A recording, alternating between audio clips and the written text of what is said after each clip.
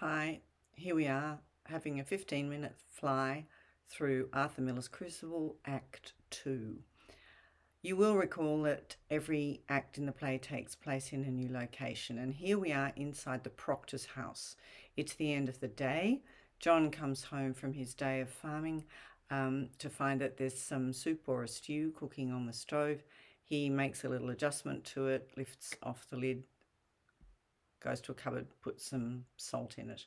And then Elizabeth comes and joins him, and they have a conversation. The conversation reveals that there's a certain tension between the two of them. We've heard Abigail describe Elizabeth as a cold woman, and we know that Abigail hates her and wishes that she was dead. But in this scene, we see a vivid revelation of the fragility of the Proctors' relationship and the fact that there are underlying tensions between them. They're obviously having a trial within their marriage, and you should look for the frequency with which words like judge and proof and justice are used. We also see that John is quite a short-tempered man, and we also see him as being a very sensual man. He gives a wonderful description of what it is like out in the fields and the way in which the lilacs bloom and the spring is coming. And you can see him relishing the joys of nature and loving the feeling and the smells and so on. We find out that John's quite distant from the community in Salem. It turns out that Elizabeth actually knows more about what's been going on in town with the trials than John does, and she gives some really quite vivid descriptions. She says, I think the town's gone wild. She speaks of Abigail and says that when Abigail brings the other girls into the court where she walks, the crowd will part like the sea for Israel. Elizabeth's got her tongue in her cheek when she says that, but she's recognising that this woman, Abigail, is riding high, and she's a very influential person. She's become very important.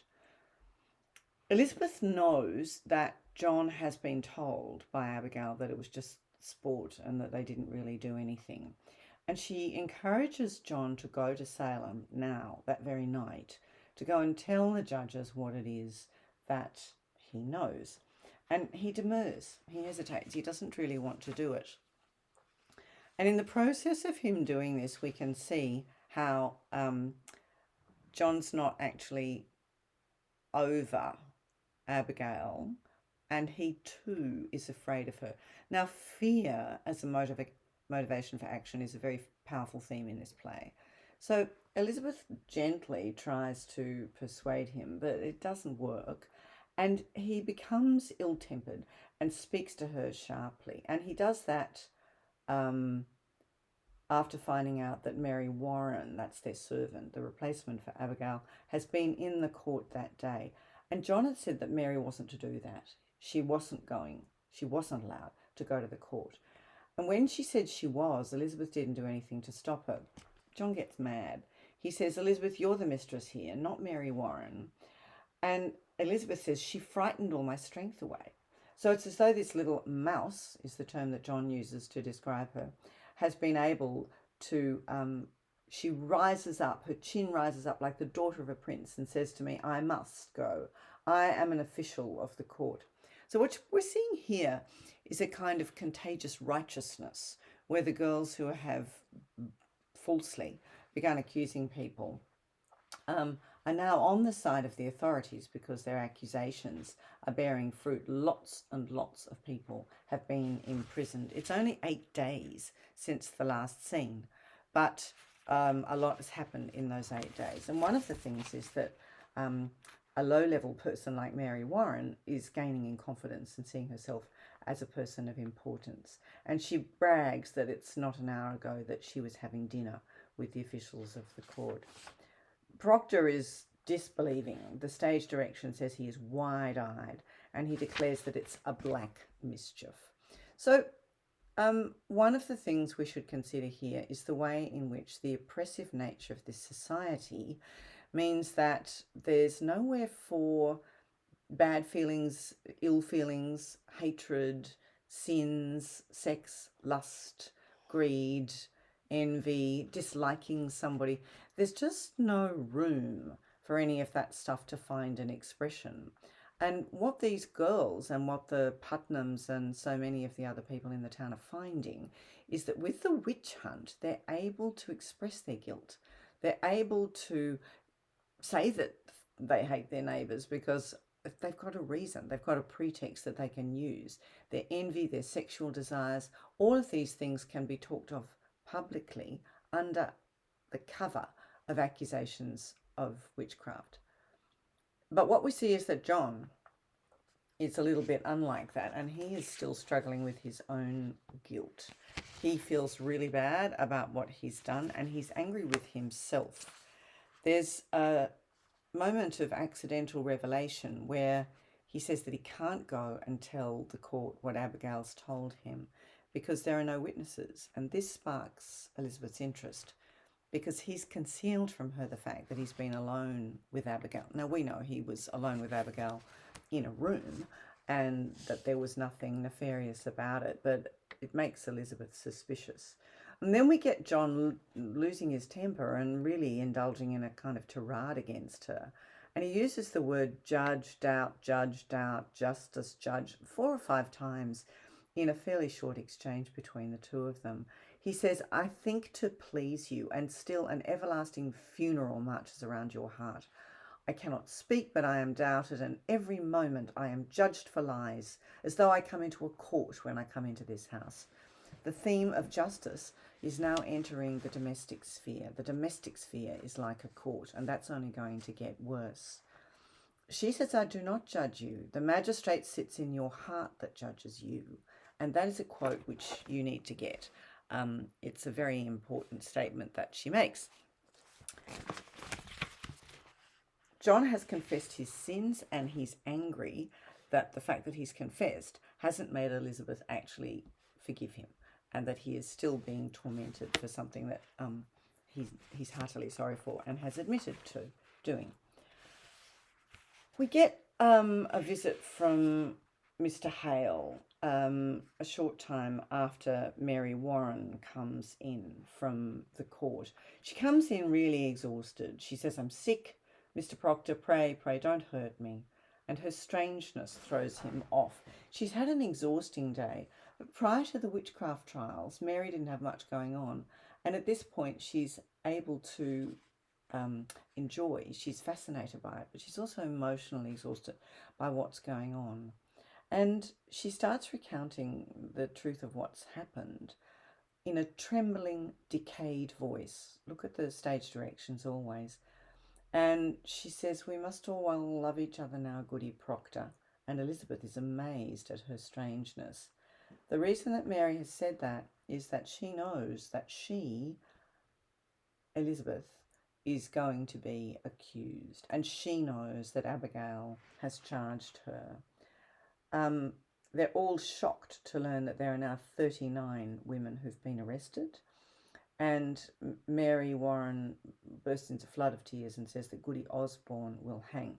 Now, the tension rapidly rises once this comes out. The Proctors can't believe what they're hearing. And Goody Osborne is what we would now say. She's a homeless woman. She's deranged. She doesn't have a right mind. And she said something about knowing her commandments and reciting her commandments, but when asked to do it, she can't. And that proof, which John Proctor says, you know what a jabberer she is, but actually that doesn't make any difference. She has said that she recites her commandments, but when asked to, she cannot recite her commandments. And we are learning very quickly that this is a court where no such thing as forgiveness or flexibility is offered to people. What Mary Warren says is that when it turns out she can't say her commandments, the court's found her guilty. She's told a flat lie. They had her in a flat lie.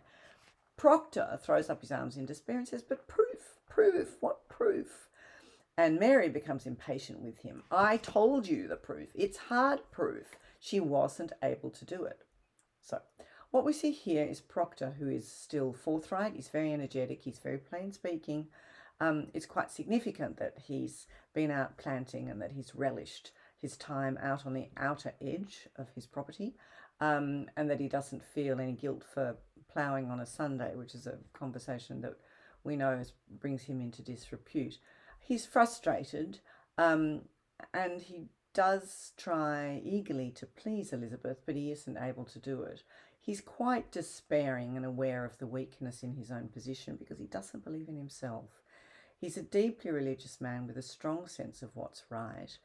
And he responds angrily when Elizabeth wants him to say, well, in that case, go and tell the court what you know to be right, because he can't do it without revealing the fact that he's had this illicit relationship with Abigail.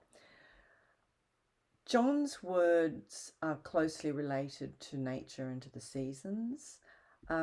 Elizabeth speaks very plainly and simply, and look at the words with which she describes having to kill and stew the rabbit that had hopped into the house.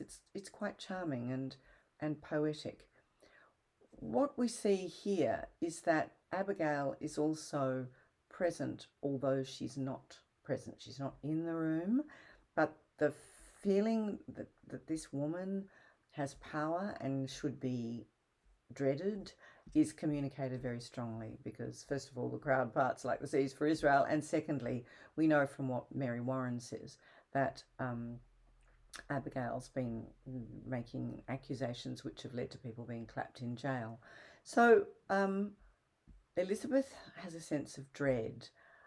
Mary Warren describes what's been going on in the hearings, and she seems to be a much more confident woman than she was. She actually resists John when he tells her that she needs to do as he says and goes to pick up a whip to whip her, and she says, no, don't do that. I will not be spoken to like that, and also don't tell me to get to bed. I don't feel like going to bed. And he says, well, sit up then. And she says, I think I'll go to bed. So what we see is Mary growing.